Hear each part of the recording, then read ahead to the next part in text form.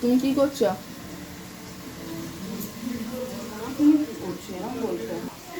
মা তুমি কি করছো এখন? আমি আলু কাটছি। তোর বাবা কালনা যাবে, তোর মানির শরীরটা ভালো না, আর তোর দিদা কাজ করছে, পুজো করতে যাবে, ওই জন্য আলুর দম করছি। আর এদিকে এই যে কুঁদরি ভাজা করেছি আর রুটি করেছি।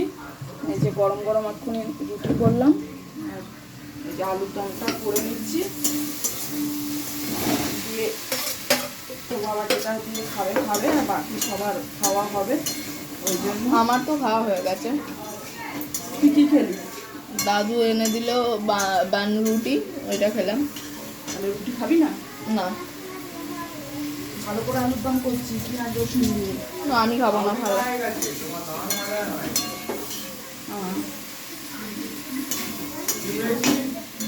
তাহলে বনেই পড়তো, তোর মানেই পড়তো, মানে পড়াচ্ছে, তার এই জন্য আর করা হয়নি, আমি করে নিচ্ছি। এই যে আলুর দমটা করছি, আলুর দমটা খেতেও ভালো লাগবে, ছোটো ছোটো আলুর দম।